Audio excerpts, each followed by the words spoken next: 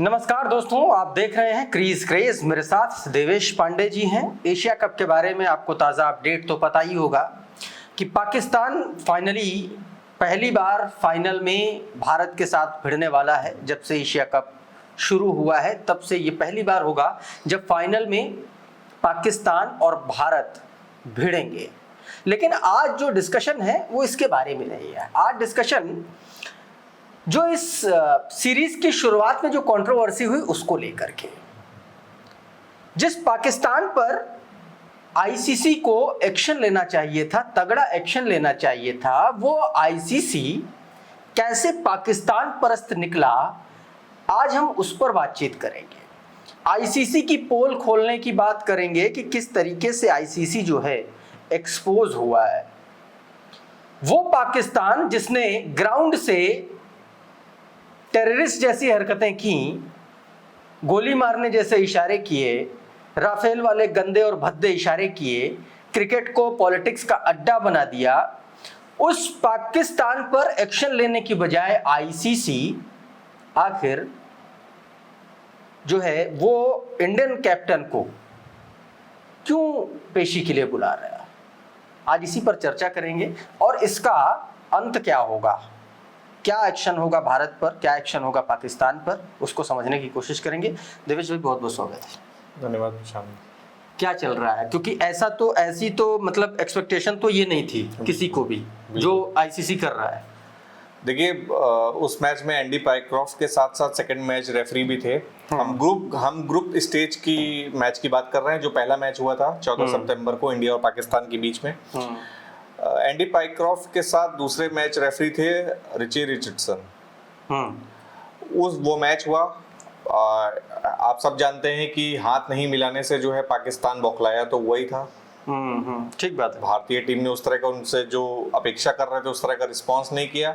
Match जीते और चल दिए और ड्रेसिंग रूम का दरवाजा भी बंद कर दिया। इसके बाद हुई प्रेजेंटेशन। अच्छा, उसमें सूर्य कुमार यादव आते हैं। भारतीय टीम की ये जीत पहलगाम विक्टिम्स को और इंडियन सोल्जर्स को डेडिकेट करते हैं। हाँ। मेन आग वहीं लग गई।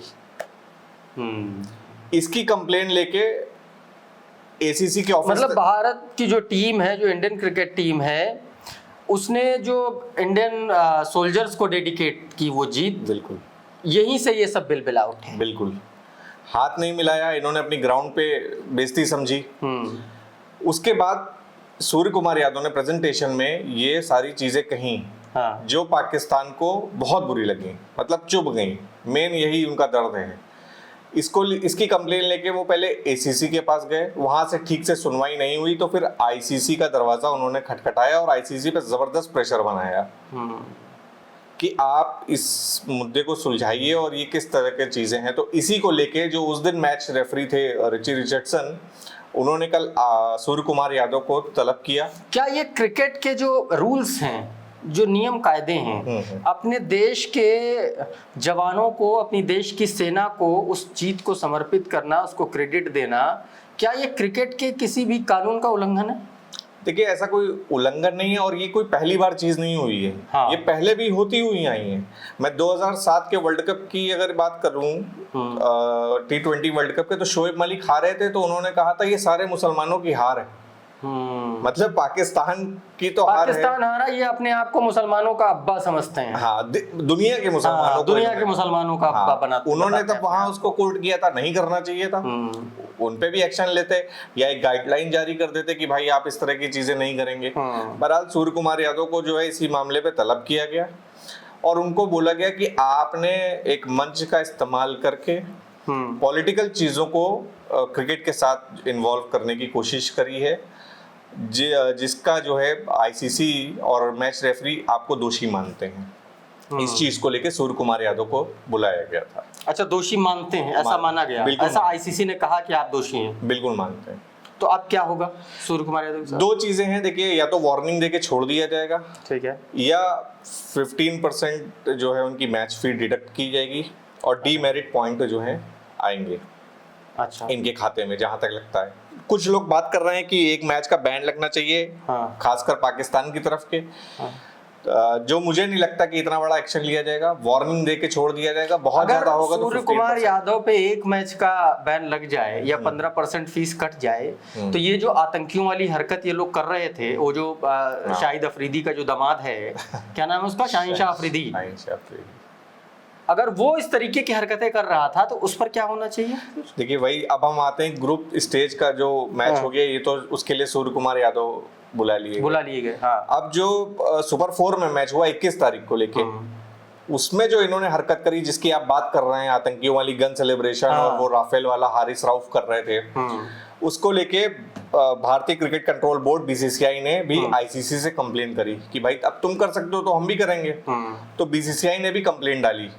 उसके लिए आज तलब किए गए हैं दोनों प्लेयर, हारिस रऊफ और ये शाहीन शाह, नहीं हारिस रऊफ और साहिबजादा फरहान। हाँ, ये दोनों आज तलब किए गए हैं। इनको मैच रेफरी ने आज बुलाया है। अच्छा। हाँ, तो आज जो भी एक्शन होना होगा इनके खिलाफ, या जो भी चीजें बात निकल के आएंगी वो सामने आएंगी कि इन पे क्या एक्शन लिया जा सकता है। मुझे लगता है साहिबजादा फरहान जो गन सेलिब्रेशन किया है उस पे तो बहुत ज्यादा नहीं, वार्निंग देके छोड़ा जा सकता है उनको भी, क्योंकि पहले भी MS धोनी ने और तमाम पूर्व क्रिकेटरों ने भी ऐसे सेलिब्रेशन किए हैं। लेकिन जो राफेल वाला मामला था, और वो मामला गंभीर है थोड़ा। वो आपको इंडिया के जो क्राउड आपके पीछे था उनके सेंटिमेंट्स के साथ खेलने की कोशिश कर रहे थे। प्लस जो ACC के अध्यक्ष हैं मोहसिन नकवी और पाकिस्तान क्रिकेट बोर्ड के अध्यक्ष हैं, उन्होंने भी ये वीडियो ट्वीट किया है। अच्छा। क्रिस्टियानो रोनाल्डो एक मैच में ऐसे करके सेलिब्रेशन कर रहे थे किसी मैच में, तो उन्होंने वो वीडियो जो है ट्वीट कर दिया है, और इस इंडिया को चढ़ाने के लिए कि हमने आपके राफेल गिराए थे इस तरह से करके। तो आप समझ सकते हैं कि अच्छा, एक सवाल, एक मतलब क्रिकेट की बात करते हैं, क्या जो जेस्चर सूर्य कुमार यादव ने अपनाया और फिर उसके बाद जो जेस्चर इन दोनों पाकिस्तानी क्रिकेटर्स का रहा, क्या ये दोनों ही चीज़ें क्रिकेट में हुई हैं इससे पहले इस तरीके की चीज़ें? मतलब क्या ये पॉलिटिकल मोटिवेटेड चीज़ें क्रिकेट में इससे पहले भी हुई हैं? ये चीज़ें हुई हैं, लेकिन हैंडशेक नहीं करने वाली बात मुझे नहीं लगता कि इससे पहले कभी हुई होगी।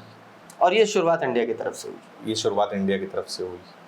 तो क्या ये माना जाए देवेश भाई कि एक तरीके से क्रिकेट में पॉलिटिक्स को घुसाने की कोशिश भी इंडिया कर रहा है? कुछ हद तक मान सकते हैं, क्योंकि अटैक हम पे हुआ है ना। हाँ, जो मारे गए हैं वो हमारे देश के लोग मारे गए। ठीक बात है। आपको तो भाई कुछ हुआ नहीं, आप उस चीज के दर्द को नहीं समझोगे। उन्होंने तो नाम लेके और हिंदू पूछ के, ये सब तो हमारे देश के साथ हुआ है ना।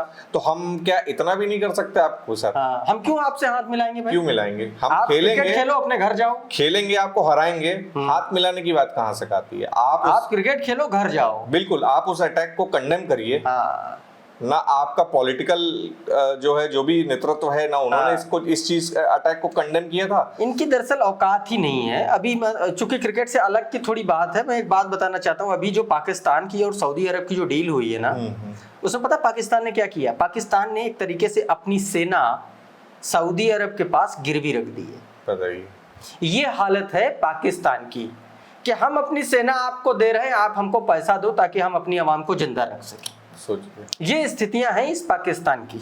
बिल्कुल सही। तो मुझे नहीं लगता कि इस बात से हाथ नहीं मिलाने से जबरदस्ती आप किसी से हाथ नहीं मिलवा सकते। खैर जो कुछ भी हुआ, लेकिन जो ग्राउंड पर हुआ वो बहुत ज्यादा चिंताजनक था, और वो क्रिकेट को एक तरीके से अंधेरे रास्ते पर धकेलने जैसा, कम से कम क्रिकेट लवर्स के लिए तो ये चीज समझ में ही आ रही है। बाकी कुछ कहेंगे? मैं यही कहना चाहता हूँ कि ऐसी चीजें फिलहाल अब यहीं तक रुके और बंद हो जानी चाहिए। या तो फिर आप इंडिया पाकिस्तान को, जो आपकी रकम है, आपकी रकम बनती है, मोटी कमाई होती है बोर्ड्स की और क्रिकेट काउंसिल्स की, या तो फिर आप इंडिया पाकिस्तान को एक ग्रुप में मत रखो कि भाई हमें मजा भी आ रहा है, हमें पब्लिक भी खींचनी है ना। और अगर ये चीजें हो रही हैं तो इनको जो है आप संभालिए किसी भी तरीके से।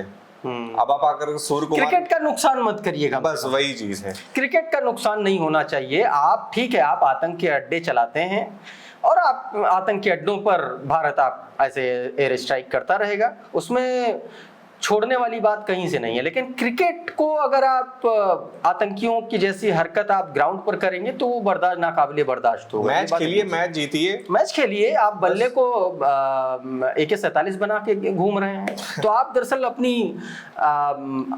पाकिस्तान के जो खिलाड़ी हैं वो बता रहे हैं कि दरअसल वहाँ का माहौल कैसा है, दहशतगर्दी का जो माहौल है वो ग्राउंड तक ये लोग खींच के लाए हैं। खैर, इस वीडियो में इतना ही। आपको ये डिस्कशन कैसा लगा आप हमको जरूर बताइएगा। अभी के इस वीडियो में फिलहाल इतना ही। आप सभी साथियों का बहुत बहुत धन्यवाद, बहुत बहुत शुक्रिया। नमस्कार।